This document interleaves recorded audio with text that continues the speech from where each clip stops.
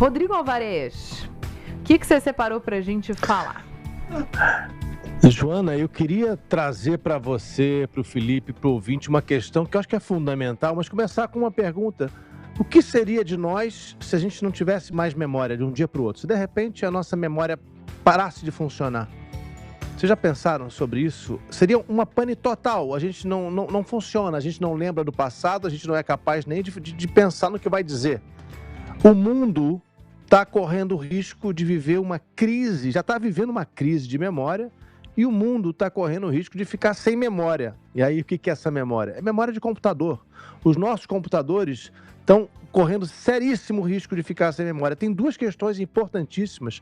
Eu vou começar com a primeira, porque ela é mais urgente, ela está causando um pânico nos Estados Unidos, porque eles estão com medo, até estão chamando de risco de apocalipse no mundo da tecnologia por causa de uma pequena ilha chamada Taiwan. Taiwan é um objeto de desejo da China há muito tempo, a gente já falou sobre isso aqui, desde que deixou de pertencer à China, a China não aceita isso, está ameaçando invadir e tomar posse de novo de Taiwan, e Taiwan é hoje a maior produtora de chips do mundo. Aí você pergunta, mas uma produtora quanto? Ela produz 40%, 30%? Não. Taiwan produz 97% dos chips mais modernos que existem para os melhores computadores. 97%. Ou seja, tudo aquilo que a gente vê lá, que a gente fala todo dia aí, Big Techs, Google, Apple, Nvidia, Qualcomm, todas essas empresas dependem de um lugarzinho chamado Taiwan, que está simplesmente no centro de uma disputa entre Estados Unidos e China. A gente está vendo silenciosamente, às vezes mais declaradamente, o interesse claro e óbvio de Trump em Taiwan. Ele, inclusive, já mandou dinheiro para eles comprarem armas para se defenderem. A China está reclamando. É uma guerra fria que está acontecendo aí, uma pequena guerra fria que está acontecendo nessa disputa por Taiwan, que tem um interesse imenso dentro dos Estados Unidos. E aí é curioso o seguinte, talvez seja um dos poucos temas que unem o ex-presidente americano Joe Biden e o presidente atual Donald Trump. Os dois tentaram dizer para o Vale do Silício, que é o pessoal lá da Califórnia, que faz o computador, né, a tecnologia de computação girar no mundo, para eles pararem de depender de Taiwan.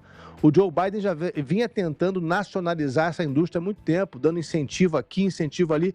O Vale do Silício não quis, a Apple não quis, a Google não quis, ninguém quis.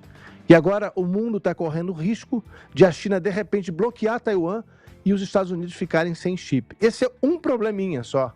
Agora tem um outro chamado inteligência artificial. Antigamente, esses chips de Taiwan e de outros lugares, né, eu falei 97% dos chips para grandes computadores de alto nível. Os outros estão sendo produzidos aí pelo mundo. Mas esses outros também estão faltando, porque está tudo crescendo tão rapidamente e a inteligência artificial está tomando, sugando. Pensa numa coisa que suga. A inteligência artificial, para a gente fazer uma pesquisinha aqui, criar uma imagem, ela está sugando energia, ela está sugando vários computadores que tem que trabalhar para ela. Ela precisa de muitos chips e ela está exigindo que a indústria forneça para esses novos computadores de inteligência artificial os melhores chips do mundo. E esses chips estão em falta. E aí o meu computador, o seu ouvinte, o seu telefone ouvinte, que depende de vários chips, o seu carro, que tem mais de 1000 chips, todo mundo está correndo um imenso risco de ter que pagar muito mais caro por isso, ou, o que é pior, ficar sem novos modelos, sem novos lançamentos, sem aparelho daqui a pouco. A indústria vai começar a ter que filtrar e dizer onde que eu vou usar chip, onde eu não vou usar, porque não tem, está faltando. Previsão de aumento de até 50% em alguns preços de produtos. Previsão de aumento naquilo que todo mundo tem. Preço de celular. Se você vai trocar, é melhor trocar logo. Está só subindo, os preços estão aumentando. Ou não troca, fica com o seu, faz o seu funcionar bem, faz ele durar e não deixa ninguém roubar. Porque a crise da memória está pegando fogo e o que os americanos dizem... Aí eu estou falando de senador americano alertando os Estados Unidos que eles estão correndo o risco de um apocalipse que aí teria consequências no mundo inteiro. Olha, Alvarez, se fosse a crise da memória pessoal, eu até diria que, de repente, vale até a pena a gente entrar numa crise da memória e não voltar nunca mais. Agora, você está falando de um negócio muito sério, vale a pena daqui a pouco a gente retomar esse assunto, Joana. Do ponto que o Alvarez falou, que é o seguinte, eu até anotei aqui, ó, o Vale do Silício não quis. vale a gente, Não quis. desculpa pelo trocadilho, né? Mas vale a gente trazer aqui para o nosso ouvinte, para a nossa ouvinte, por que lá atrás ele não quis? Porque as razões são muito esclarecedoras e fazem a gente entender o que está acontecendo agora nessa guerra comercial, que é uma guerra política também, geopolítica, entre as duas grandes potências do mundo na atualidade. Então, vamos anotar aqui na nossa agenda para a gente retomar esse assunto que realmente diz respeito à sua vida. Tem um fator... Desculpa, Felipe. Que não. Mas tem um fator que é interessante aí.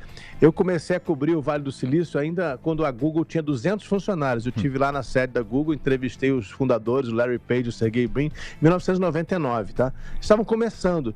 Já naquela época, você conversava com os americanos, e eu fiz muitas entrevistas naquela época, eu estava lá, fiquei um mês lá no Vale do Silício, e eles diziam o seguinte: a gente não quer ser engenheiro, a gente não quer trabalho pesado, a gente quer fundar a empresa e quer administrar.